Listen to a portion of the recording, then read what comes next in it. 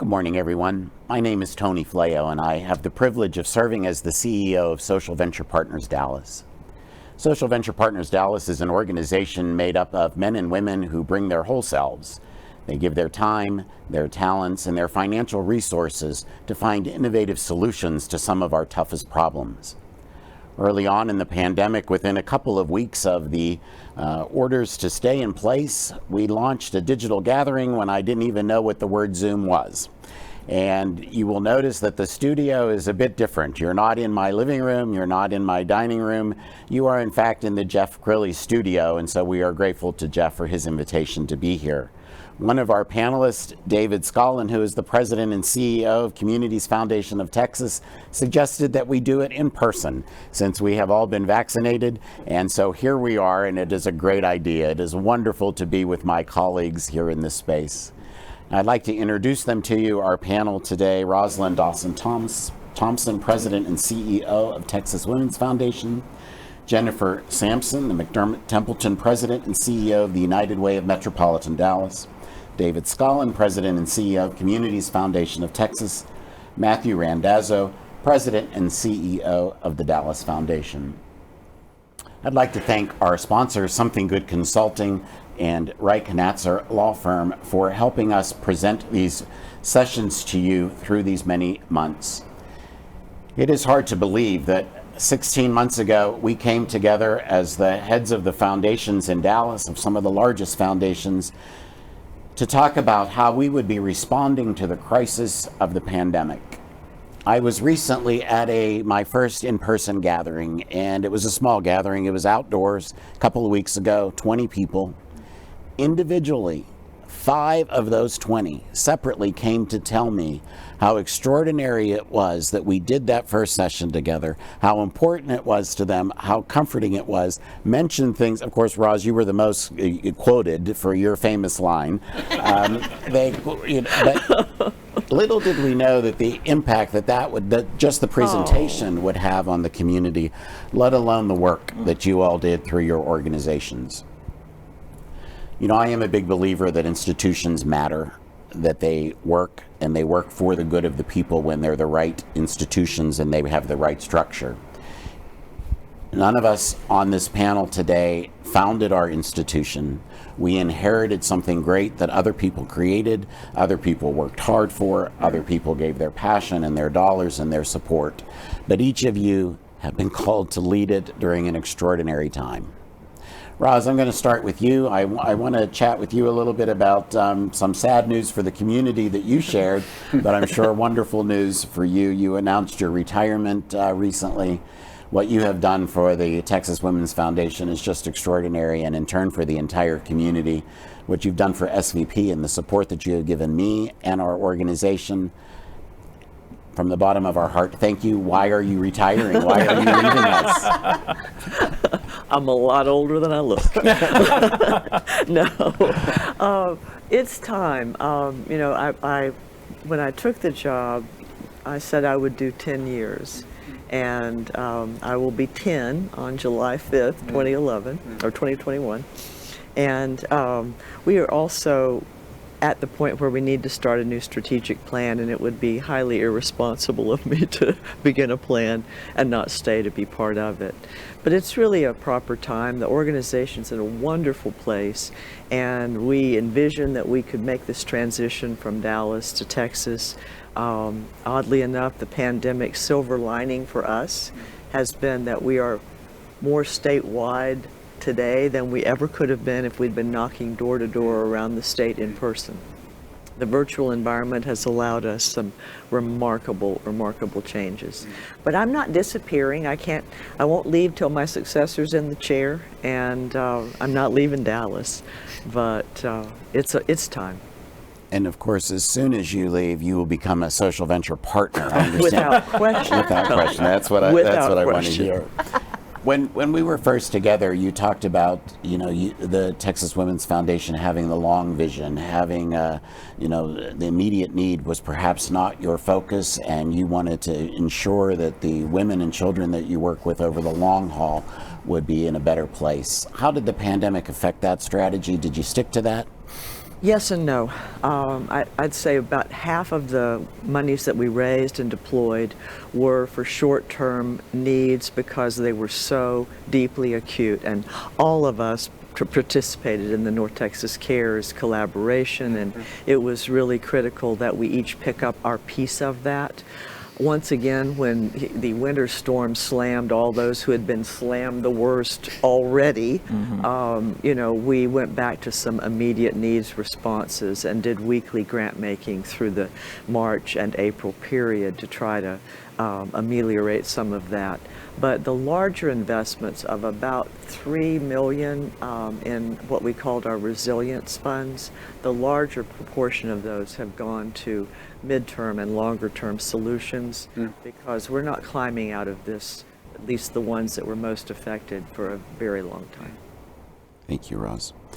Jennifer, in that first episode that we did 16 months ago, I just mentioned to you earlier, right before showtime, that you were somewhat prophetic in your remarks about, we would be concentrating on immediate need, but eventually we would have to concentrate on rebuilding. Do you feel like we're back to rebuilding? I know the needs are still great. How are you all balancing that, the immediate need with the rebuilding for the long term? So similar to Roz's response, I think, we pivoted during that period of crisis to do emergency grant making, but we had done our strategy work in the summer of 2019. So I think, Matthew, it was you that in our last conversation mentioned the balance between strategy and responsiveness, and how do you balance the two? What's been, I think, a guiding North Star for our work at United Way was the strategy that we put in place. So really 3 key things. 1, how do we drive measurable impact in our focus areas of education, income, and health? And the work that we did to develop that strategy, which we call Aspire United 2030, we spent a couple of years developing it with a very intentional racial equity lens. And so when we launched that strategy in September of 2020, it's really been our focus. It's focused all of our grant making, our advocacy, our volunteerism, all of our work. The second part of that strategy was how do we resource the work? And that's changed dramatically, I think, for all of us. And for United Way, our origin has been that employee giving campaign, and that's changed dramatically. And so we've had to really think about how we diversify our fundraising activities so that we have more resources to support that community impact work. And then the third part is, how we think about social innovation and how we continue to reimagine the work that we do in local communities reimagine in new and innovative ways. So having that strategy in place, I think really that was the guardrail that helped us stay focused on, the work. We put a stake in the ground and we said, we're going to achieve some pretty big goals over 10 years. And in order for us to do that, we really had to stay focused on our work during that period of time. So, that's been a really important part of how we have, kept our focus on the North Star, and that is to ensure that all North Texans have the opportunity and access, regardless of race or zip code, to reach their full potential. Matthew, how about for you all in our first session? You were talking about obviously your institution's almost 100 years old. Is that right? Yeah. And so systems and processes, and some good and some bad, creep in, and they're hard to change. But you had to change up some things in order to meet the needs. Talk about that process and how that worked for you all during the pandemic. Yeah, thank you, Tony. I mean, I think the big shift that we took on is how are we becoming more nimble and flexible to meet the moment in the community? And most importantly, how do we retain that muscle and not revert back to business as usual? I think, institutional philanthropies are a blessing to the community.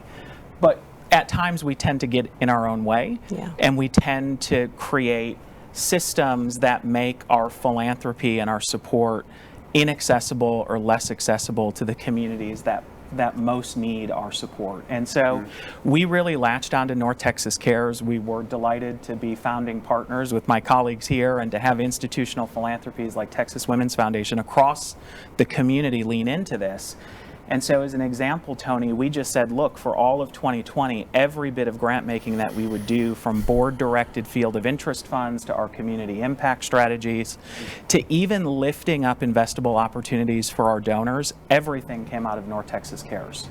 And we suspended all other application processes because we knew that the small nonprofit in the city's southern sector was able to access North Texas Cares in a way that, frankly, they would have never navigated our pretty cumbersome process previously. And so that resulted in about $70 million of philanthropy going out to the community in a way that was far more flexible, far more nimble, and far more equitable than we had done previously.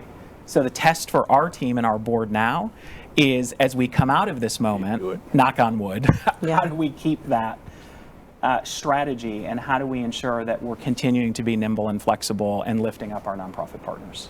I really appreciate that, Dave. We talked in that first session a bit about, philanthropy gets a critique across the nation about how much money, too much money sits on the sidelines and doesn't get deployed into the community. And there are some pretty traditional rules about that. And have you folks changed any strategies about that? And how do we deploy enough going forward while reserving enough for crises like we just faced? Great question. There is no one answer to it. It is important that communities have philanthropy into perpetuity, because as horrible as this past year was, and it's the most horrible I can remember in my lifetime, there's going to be other things that happen and other needs. But what we found is the ability to come together. Can we come together not as just friends and in collaboration, but in alignment towards a common action? Several colleagues have just mentioned North Texas Cares was a great example. The first run through, I think we were talking about when we got together, and the first run through was about $40 million or so for hundreds and hundreds of nonprofits. There was another North Texas Cares initiative in the fall that raised even more money for more nonprofits. I think somewhere around 30 or 31 philanthropic organizations participated first time around. Now the total is more like 44, 45 or so that are part of this, coming together on a common purpose with a similar focus in fairness with an equity lens, and multiplying the effect. So it's really not what CFT can do, but what we can all do collectively. And sometimes we'll lead and other times we'll follow, but think about the community support together as opposed to as a singular institution. That's one of our major learnings here in this past year. We'd like to talk about that a little bit. We hear a lot about working together, collaboration, that's really hard. It is really, really difficult. I think people's hearts are in the right place, but we all are short-staffed. We're all working on our own agendas, and to collaborate with other organizations takes enormous intentionality and deliberateness. Roz, as I mentioned early in the opening remarks, you all have collaborated beautifully with SVP on a number of things. What is the dedication to that? Why do that? Why is that important? And has that changed for you over COVID, or your perspective on that?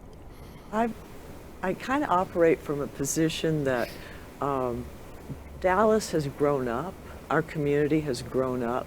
In my experience over the past, say, 10 years in this role, from a time when I started where there were very distinct lines of demarcation about what CFT did and what the foundation did and what United Way did and blah blah blah, and we were really kind of demarcated pretty firmly.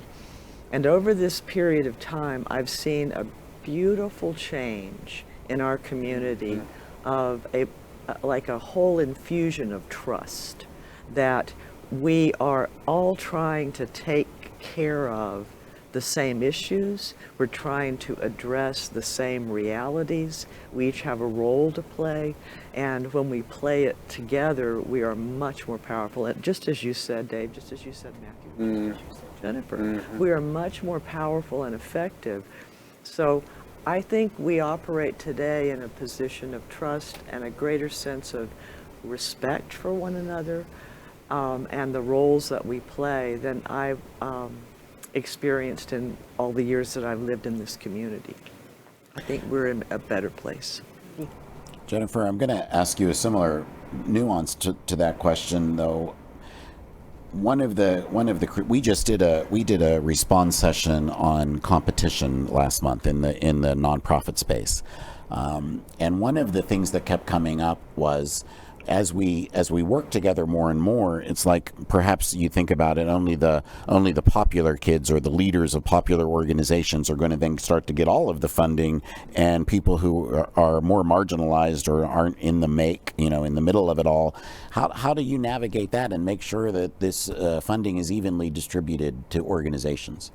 It's a really good question, and something that we're constantly, focused on and thinking about. And for our work at United Way, we've really kind of made a shift from like our origin, which is the community chest model. That's how we started, so kind of sprinkling goodness, to more of an impact-focused lens. And so, we are in the business of co-creating and architecting with partners community impact projects and initiatives. We call them projects and initiatives to address very specific issues. So it's more than a grant fund, a gift to a nonprofit organization, but it could be a collaboration of many organizations that are focusing on one big issue. And we are doing more and more of that today than ever before. I mean, I'll just give you numbers. At the end of this fiscal year, which is June 30th, over half of our discretionary resources are invested in and coming from funders who want to invest in targeted initiatives rather than just grants. So that's really changed the way we look at how we solve community problems in collaboration with many others, including everyone in this session this morning. We're also really looking at how we can identify some of the more grassroots organizations led by people of color who oftentimes, aren't in that well-known group of nonprofit organizations. They're working very hard behind the scenes, but we're, establishing funds so that we can invest in nonprofit organizations and programs led by women, led by Black leaders, and that's becoming a bigger focus for us. But I think, sometimes we're all perhaps criticized for moving into this space where we're developing some of our own projects and initiatives.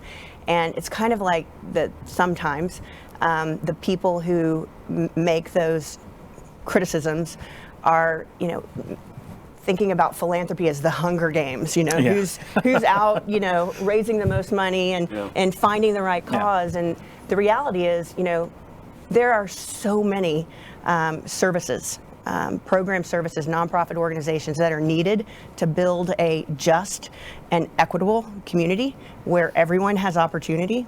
There is no one cause of the day. I mean, I think you could argue that during the pandemic, medical services were certainly front and center, first and foremost, for all of us for a period of time. But it takes a lot of nonprofit organizations to build strong, healthy, and thriving communities. And so, I think in order for us to stay sustainable and drive impact against measurable goals, we have to reimagine the way we work for the future so that our best days and our biggest impact, are not behind us, they're in front of us. And you mentioned at the beginning of the discussion how important institutions are, right? And oftentimes, institutions are complex organizations that really have to focus on reimagining, rethinking, using innovation to drive results that can be much more impactful than what we've done in the past. And so I think we're all challenged with how we do that to best serve our community. And working together is part of how we do it. Collaboration is key. And so when we find areas of common interest, common impact, and shared goals and priorities, we're going to work together to try to make North Texas as strong as it can possibly be for the citizens that live here. Can I add to that? I think is a very important and a powerful point. None of our organizations can be all things to all people here in the community. Sometimes we try to do too much, and creating more focus on who we are and what it is we're trying to do is terribly important.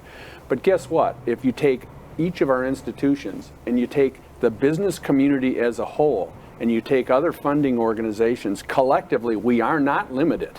What we have to do is align around common purposes. And there may be some places that United Way should take the lead on and will follow in some way, or the Texas Women's Foundation, or the Dallas Foundation, or CFT will take the lead and build commonality around that. I think even now, speaking about the business community, there are individual organizations that do a fabulous job here in this community. Texas Instruments Foundation and Southern Dallas County has provided funding for schools that we've supported, improving STEM capabilities as an example.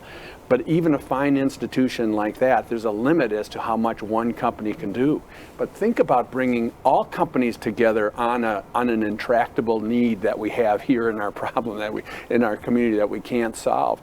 I believe the tone for change today is there.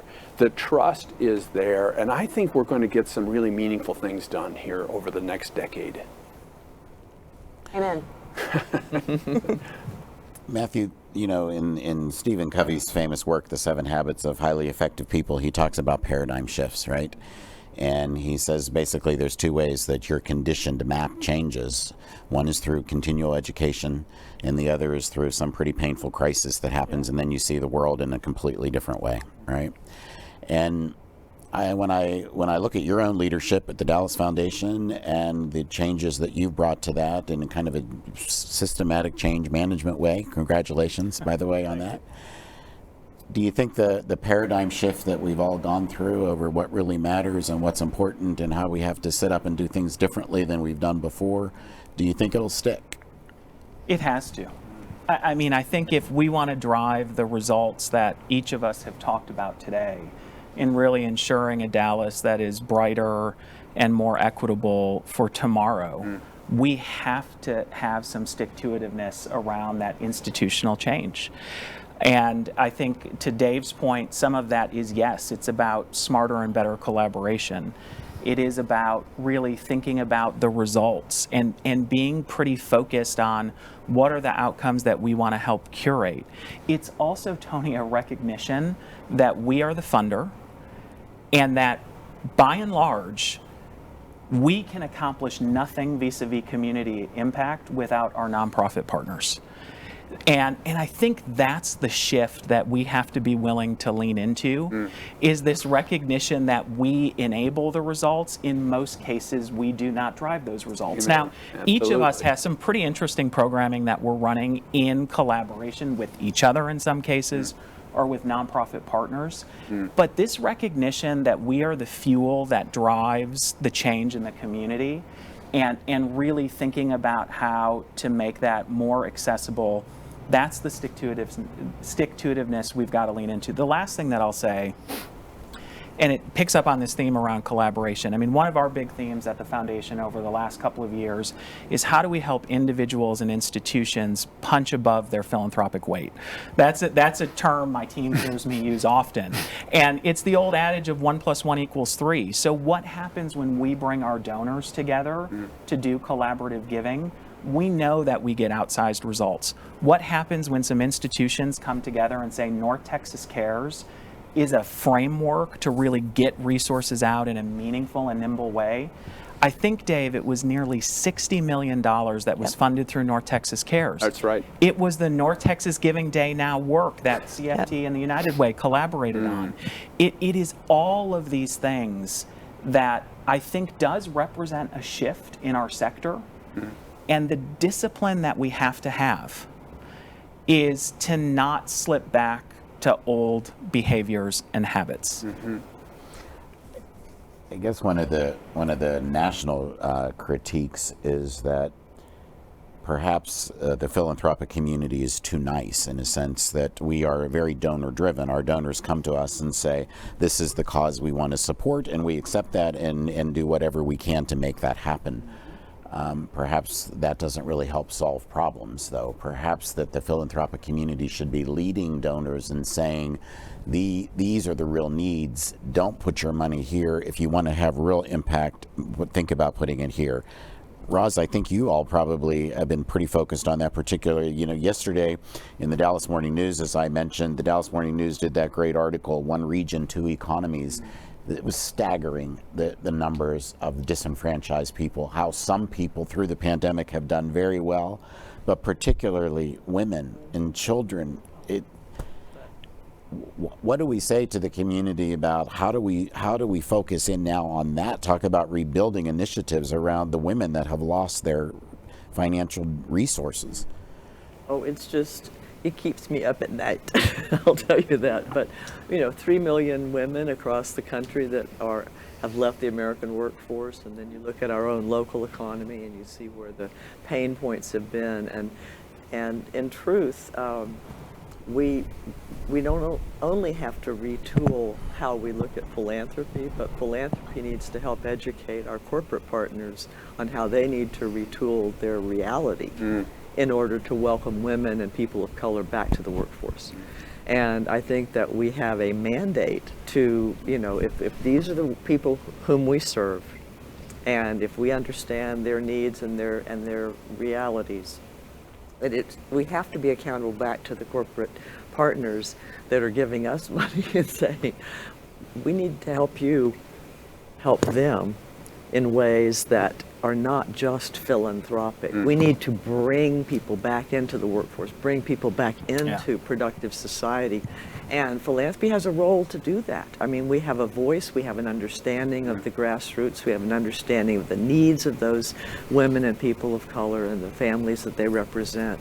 And, listening to previous conversations, pre-pandemic conversations about, family leave and all these things that are just soft things, they are not soft things. They are endemic to your business. And if you want to see business success, you're going to have to relook at your framework and how it intersects with the community.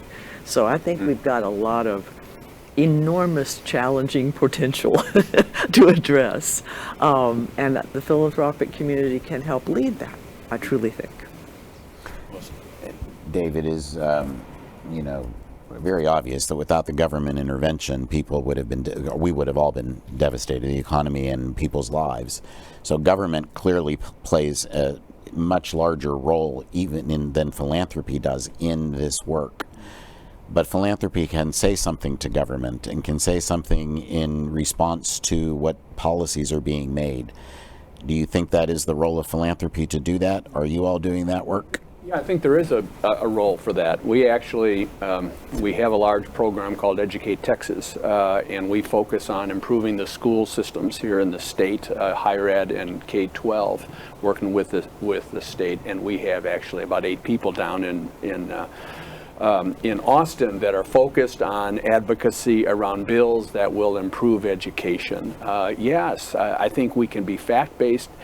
What we bring, and now when I say we bring, is trust. People have lost trust in a lot of institutions for all kinds of reasons. Institutions have gotten politicized in many cases, and as a result, they've lost some of their voice. I'm determined, I know my colleagues are determined to be trustworthy and truthful and be fact-based. That's all about community. And as we do that, I think we will pull more and more people into followership. We'll be catalysts here in that process. I think there's just this unique chance. The business community is looking to do more. Their employees are telling them to do more. Who do you listen to drive change? Government to a degree, but I think people are looking for other solutions, and we're seeing them. Tony, can I build on that? I mean, building on Dave's remark, I think one of those shifts to your earlier question that philanthropy has recently made and has to lean into is this idea that philanthropic capital is just one of the tools that we have to drive outcomes. And so one of the frameworks that we talk a lot about, and I think my partners on this dais are exceptional examples of doing this.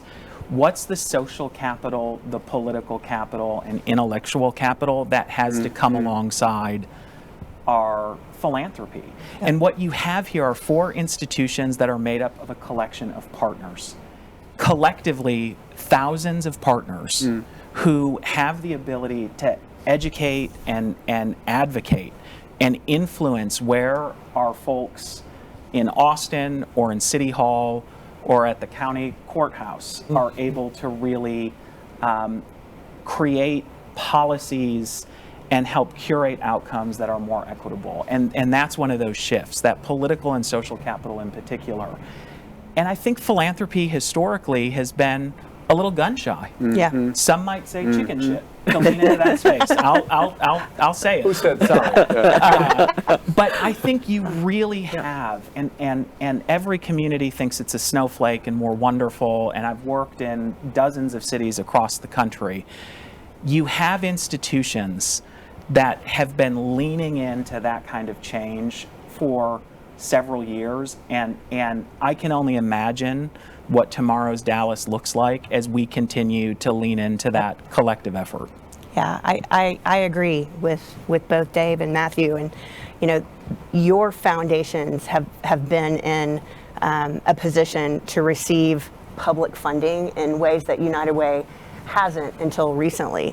And so we've learned a lot from what you've been doing, and advocacy and public policy for us has always been critical to advancing our community impact agenda around measurable goals.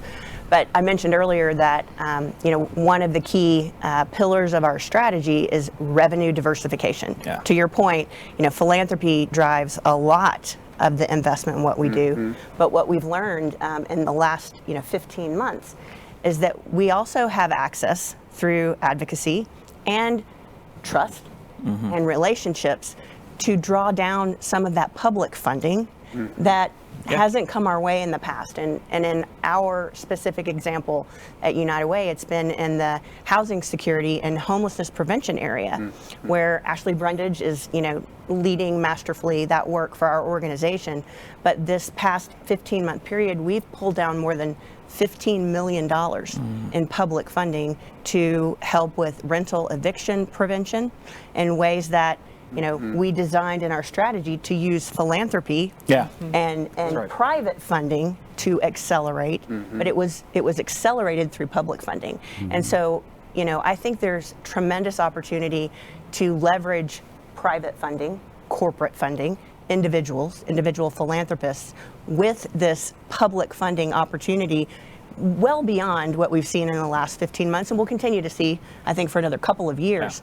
But I think there's tremendous opportunity for all of us to leverage that type of funding, because we can do this work, the private sector and philanthropy can do this work very well, and we need to capitalize on our collective ability to drive impact using public funding. Tony, and just to add one point to that, because you raised a question earlier about how do we get our donors to do what we think is the most important thing. And let me be clear, donor intent is a crucial element for us. So if a donor wants to do something and it's a 501c3, we aren't going to redirect it. That's not a good practice. On the other hand, the time for change is here. People are increasingly looking for what's the best thing to do. How do we solve a problem? The openness to it. Our donor advised fund holders doubled their contributions to relief funds during this past year. So they want to be part of this solution. I think there's this unique opportunity. How do we solve this challenge? And how do we reach out more effectively to our donors and make the case? And I think that that'll be a real opportunity for us. Yeah, I agree. And, we use a lot the difference between people will step up for charity. In a disaster, they'll give their dollars for charity purposes, and charity seems to sell pretty well. Justice, on the other hand, does not. And so if we use the definition, charity is giving somebody else something that's yours. Justice is giving something back to someone that was rightfully theirs and was taken away from them. That gets to be a little bit more challenging, right? Ross, take it away. I think we're in this moment. What I've witnessed with the disparities that the pandemic and the economic crisis revealed is that suddenly I was no longer being asked why a women's foundation. Because in fact it became crashingly clear that there is a real need for those of us across the country that represent women and people of color, and that's traditionally where we all have grown from. And so it was very interesting who came tapping on our door to say, help me help them, from individual donors to corporate donors that had no interest in our work prior to the pandemic, but who suddenly saw those two economies, suddenly saw who was disproportionately impacted, and said, can you help? Who do you know? Well, since we've always lived kind of close to the grassroots, we know the small organizations. They've been in our portfolio kind of from the get-go. And so we were able, I think, to reach into community and make those pairings in ways that were really profound. But we were sought in a moment. I was like going, this is really terrible that this pandemic and crisis has caused that to happen. But the benefit was we could respond in a very meaningful way. I think you bring up a good point, and I want to shift our conversation a little bit from the pandemic to the other reality that we faced. Just a few weeks ago was the first anniversary of the murder of George Floyd. I think that his murder was not unusual, but the nation was sitting at home with nothing else to do. And suddenly it was deep in the psyche that this is a reality and this goes on in our country. Every one of us put out statements about that. If you look around, we're leading 5 organizations and we're all white. Now, a lot of our audience does not understand the importance of our boards and the leadership that boards play, and that we're the face of the organization, but boards do a lot of that. They are the life of the organization. What efforts have you made in addition to statements about the racial reckoning that we have been experiencing over the last several months? Jennifer, you want to take that? Sure. I think about the work that we're doing in the equity space, racial equity space, in 3 key areas. One is our programmatic community work, right? Aspire United 2030, which I've already talked about, which really directs all of our investments, advocacy and volunteerism in communities where we see the greatest disparities and inequities. And we've been in this business for a very long time. If you go back and heat map where our dollars have gone, where we've invested our dollars, they are in those communities where we see the greatest inequities and disparities. And what Aspire United 2030 has enabled us to do is, because we've set measurable goals, and in education, it's 3rd grade reading attainment and income, it's living wage attainment and health, it's affordable health insurance. We can now look at our investments and see the gaps in those investments and how they affect racial equity populations. And our goal is to close those gaps. And so it's a very scientific method on how we're evaluating the impact there. Again, it's something we've been doing a long time, but now we have a strategic roadmap on how we're going to evaluate, are those investments really making a difference in communities of color? The second area, outside of our programmatic investments, I look at how we show up and lead in the community as it relates to advancing racial equity. And we, this past year, 15 months, have been a part of a racial equity coalition alongside BCG, the Dallas Regional Chamber, and the Dallas Citizens Council. And our goal is to really inspire and mobilize the private sector to invest in those programs and initiatives that can help make Dallas the most racially equitable community in the country. And BCG spotlighted Dallas. They're doing this work in many major markets across the country, but they spotlighted Dallas. We've done a lot of work over the last year, BCG in particular, to identify a fact base with a lot of the disparities and concerns that we already know and are very well aware of in our own research. We're now at the point where we're trying to coalesce around what is that actionable activity and initiative that we can do, again, in collaboration together to advance outcomes. The third area I think about is our internal organization, right? So you mentioned boards, and I think the 2 levers to help us achieve our mission are our board, of course, but also our staff. And so from a staff standpoint, We were part of the first Truth, Racial Healing, and Transformation cohort. And through the learnings in that program, we have a racial equity design team on the inside of our organization that's really helping us. I mean, we started with an assessment on what our employees think about how we operate. Our goal is to be an anti-racist, multicultural organization. And we've got a very dedicated, engaged team of people on the inside of United Way who are helping make that a reality through a lot of training, a lot of learning, a lot of reading. We did our racial equity assessment, the first one, about a year ago. And so we created a baseline, and the survey is open right now. I've got to finish mine today, in fact, on where we are today. So, we'll be tracking progress against that baseline over time. And then finally, governance. Our board has a very intentional focus on racial equity and ensuring that our board reflects the community that we serve. Stephen Williams is a director on our board. He's the CEO of Frito-Lay North America, PepsiCo Frito-Lay North America, and he is our racial equity advisor. So he is guiding our board and our internal team on all of the activities that we have in place to ensure that we can be that anti-racist, multicultural organization. We've made a good first step in a journey that will, have many more steps to come. But I'm encouraged by these early steps and look forward to working with our teams to advance equity in the future. Jennifer, I do want to say this, though. Social Venture Partners and you have been co-producing our social impact conference, Big Bang, now for several years.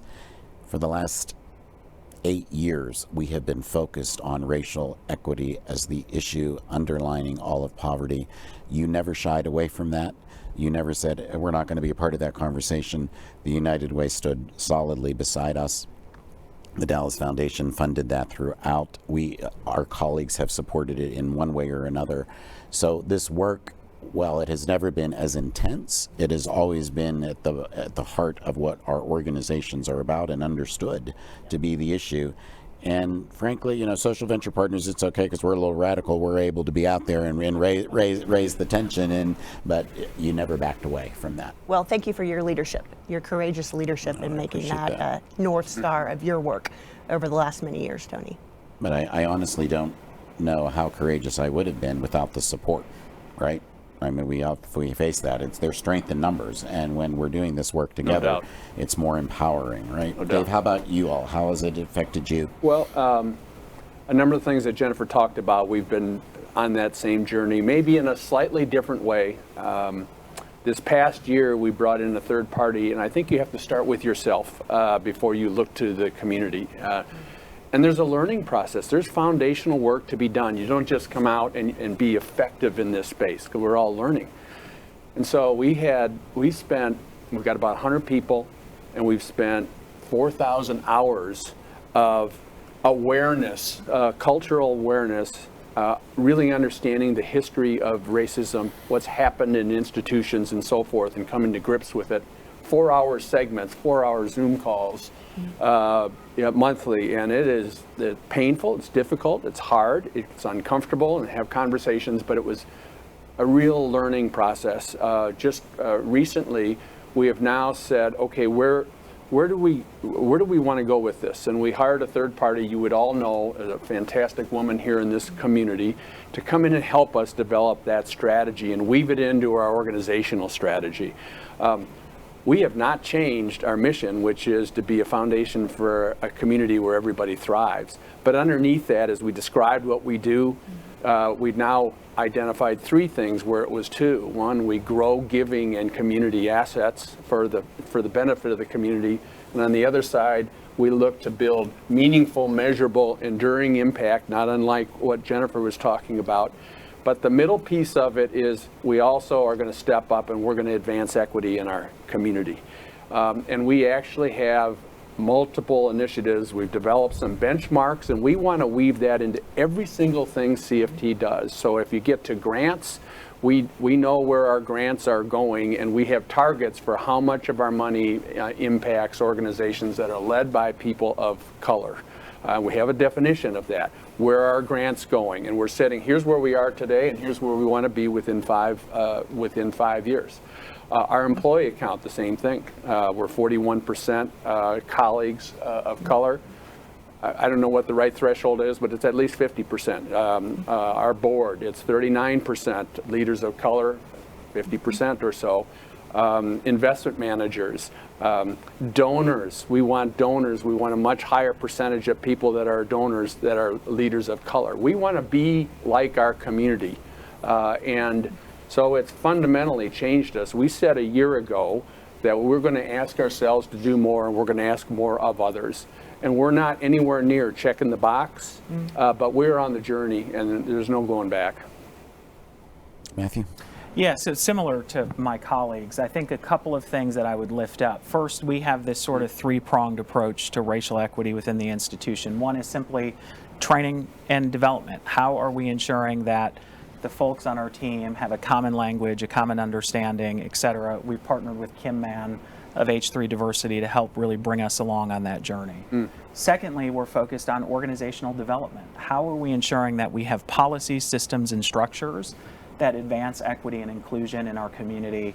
And then lastly, really thinking about community impact and disaggregating that data and really getting clear on the equity gaps that we're trying to close around birth to 3 care in particular. A couple data points that I will share that I think are really meaningful. Since February of last year, we've welcomed 7 new employees to the organization, 6 of whom are people of color, all of whom are people managers. So like creating that shift to ensure that there are people of color in leadership roles within the institution who are determining what programming we're offering our donors, what grants we're going to lift up and make in the community. It has fundamentally shifted the conversations within our 4 walls by inviting leaders of color into a nearly 100-year-old institution. Secondly, as a board, we've wrestled with very similar things as my colleagues have. How do we ensure that our board is reflective of the community that we're serving? Our footprint is principally Dallas County, and so our strategy and governance committee of the board planted a flag at the last meeting to say the board of the Dallas Foundation will mirror the demographics of Dallas County moving forward. And so we now have a 2-year plan. How do we think more strategically in our board recruitment and onboarding to be sure that we are always reflective of the communities that we're serving? And then lastly, I think this is work that we began at the start of the pandemic. Our Community Impact Committee adopted an equity lens for all of the institution's grant making. And so last year, 2/3 of our board-directed grant making went to institutions that are led by or substantially governed by people of color. It's ensuring that we are reaching into parts of the community that historically didn't have the social capital or perhaps the human capital necessary to navigate a Dallas Foundation application process. So I think our big lift as an organization, it's exactly what Dave said, is to be sure that the dynamics and the strategy within the 4 walls of the institution are improving and then helping to model the work that we would like to see in the community. So I can't remember which management consultant said, you got to hold the mirror up and look at yourselves before you point out the window at what others should be doing. So we're holding the mirror up, and that's been a really powerful exercise. Roz, Texas is a big state. It's Texas big Women's state. Foundation. you have a lot of diversity to reflect. How are you all managing it? Well, we were fortunate. When we were founded by 19 women who represented every ethnicity, culture, faith, political persuasion. We started there. And that has been a great advantage for the organization. Of course, we're little too, in comparison to my colleagues here. We're small, but mighty. But our legacy was really always in diversity and inclusion. But when I arrived 10 years ago, we were like 22% women of color on our board, 25% on our staff. And so very intentionally over time, we're now 54% our staff, women of color and LGBTQ, and then our board is 52%. But the reflection of the state overall is yet to be an aspiration. You know, this is concentric circles outward, and yet what we've seen as the pandemic allowed us to reach farther, like I still kind of get boggled when I say 11,000 people attended our luncheon. 11,000 people attended our luncheon, which is crazy. But it, you know, the virtual environment permitted it. You know, 2,500 people attended the leadership forum last 2 weeks ago, or 3 weeks ago. And they're all over the state. And when we look at the demographic of them, they are reflective of what our research shows, which my favorite stat lately has been, if you're a woman in the state of Texas between the ages of 15 and 24, 68% of you are women of color. Yeah, repeat So that again. it ain't me that looks like Texas. There's only one tranche in our research of people that look like me, and they're my age. That's pitiful, but it's true. So, you know, we have to be reflective. And so just to what Matthew was saying, I mean, we have to be reflective. So why am I stepping down? You know, well, there's a very good reason why. Who should be leading this organization? I want to push back on that. We just have a few minutes, so I'll raise the tension a little bit, right? Raise Come on, the tension a Tony. little bit. Let's go. You know, we're talking about all of this. We're making all of these efforts. We're saying, you know, this is the way that it looks in the world. So we're looking different. But are we actually dismantling the racist systems that are in place that have kept things the way they are for so long? And, you know, even if you look at just some of the legislative responses to issues and some of what the legislation is trying to do to limit votes, and there's no way not to perceive that as a pushback against racial equity. What do we do about that? As philanthropic leaders, what do we say? This is, we walk that tightrope of how do we be a voice for change? How do we act for change? And internally, I know that every one of these organizations are doing it. You're doing the intentional and deliberate work. Will that translate? Do you think that that will eventually translate to dismantling the systems that are in place that are so repressive? I do. I'll add one observation and have it be quick, but I think so. I think there's a couple dimensions involved. One is you have to understand what racism is, and you have to understand how institutionalized things have become. And once you understand that, as you move forward, I think building on we're anti-racist is not going to really gain a lot of support around. People say, well, I'm not that to begin with, so I'm off the hook. But they do want a fair community. Everybody wants fairness. Everybody wants, most people want inclusive. And as you build those concepts into everything that you do and it becomes expected, people are looking to be get on a train of something that builds a community better. There's a lot in it for all of us. So one vote at one time, I can't speak to that, but I do think that this trend that we have collectively started is a freight train. Jennifer, any comment on it? Agree with Dave. I think there's a Martin Luther King Jr. quote that I will paraphrase. I won't get it exactly right, but he talks about charity, and I think you can use philanthropy, equity, replace that word, is more than flipping a coin at a beggar. It is taking a look at the systems that created the need for people to ask for resources in the first place, right? And so when I think about our work, I think in order to tackle the systemic changes that need to be made, we have to look at the root cause of what's driving these issues in the first place. And again, I'm going back to like our focus in education and common health. Why are kids not graduating from high school ready for success? Why are they not reading on grade level by third grade? Why are people not, earning a living wage? And why are they not in jobs that have career ladders with benefits that help them, earn enough money to sustain their families through retirement? Why don't people have adequate health insurance or access to health care? It's looking at the root causes of those issues. I believe that's how we're going to dismantle the systemic issues of racism. And it is a long-term play. This does not happen overnight. And as Dave said, you know, I believe that we're moving in the right direction, but we're taking one tiny step in a journey of 1,000,000 miles.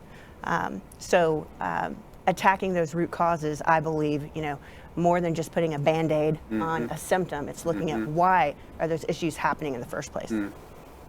Matthew? You know, two things. Yeah, yes, and I particularly resonate with the sort of root cause challenge and really thinking about that, which requires us to act differently and to fund differently and help to design systems that are more equitable and inclusive. As Jennifer just said so well, we are on the first step of a very long journey. You know, I think maybe I'm normally the Pollyanna-ish one. My team will tell you I'm, you know, the doe-eyed optimist. I think the jury's out. I think we have had a sustained focus as a result of COVID. I think the question is, as we quote unquote return to normal, and I hope we never return to what we defined as normal prior to the pandemic, will people's attention, will philanthropy's focus really show that stick-to-itiveness, a term that you used earlier today? I think that's a question, and I think that's the role of our institutions, and how do we educate and activate and even influence our donors to give around those issues that drive the outcomes that create a more equitable Dallas. The other thing that I would invite all of our viewers today to check out is, so there's the president of the Ford Foundation is Darren Walker. He wrote a book, I think it's titled From Generosity to Justice. And there was a great 60 Minutes interview segment with him maybe about a month ago, where he really talked about the sustained shift in individual and institutional behavior that it's going to take to bring about racial and economic justice, which, by the way, those two things are inextricably coupled. You cannot have one without the other. I think Roz has been, and your institution has been amplifying that message for a decade. I agree with that. And some of us are late to the party, but you've helped to lead the way, and that's a big part of Roz's legacy in this community. But check out that 60 Minutes piece, buy Darren's book. It's really powerful. We have just a few minutes left, and I just was hoping that each of you would offer just a personal reflection on what brings you hope. Roz? I'm hopeful that we will not let this moment pass, and that we truly do see with different eyes, and that we don't slide back. So I'm hopeful that the seriousness of watching people murdered, the seriousness of understanding the depth of disparity in our systems, in our country, that we cannot allow ourselves to go back. And so I stand in a very strong spirit of hope that we will not. Dave? You know, this past year, I was inspired. I was inspired by our community outpouring of love for each other and help, unlike anything I've ever seen before. And it is my desire that we can capture that within a bottle and use it to build meaningful, lasting change here in our community. And really, it could take a big step towards building this into a community that everybody really has the opportunity to thrive. Jennifer? Ditto, what my colleague said. And I think one of the things that was on my mind when we spoke over a year ago at the end of March of 2020 is that the antidote to fear is action. And what we've seen over this last year is collective, collaborative action to respond to great need and crisis and urgency in ways that we never imagined we would before. And so that continuation of commitment, trust, collaboration, and action is what gives me great hope. We've built a strong foundation. I mean, very similar. I think if you look at the last 15 months, we know that hundreds of millions of dollars of philanthropy have flowed to North Texas to really help keep individuals and families off a cliff. And we know that despite those efforts and despite that collective action, we had many families that went over that cliff.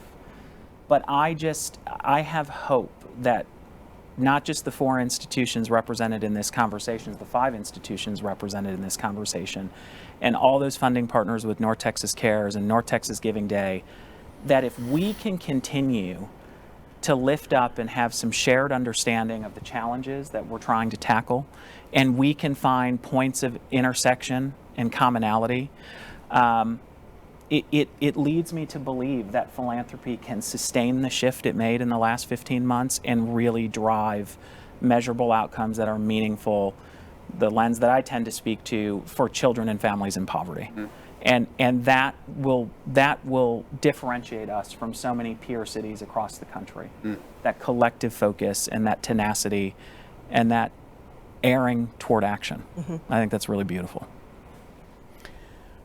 Well, one of the things that gives me hope is that I am privileged enough to get to work with men and women in our city who care the way these folks do, and so many of you do in our audience.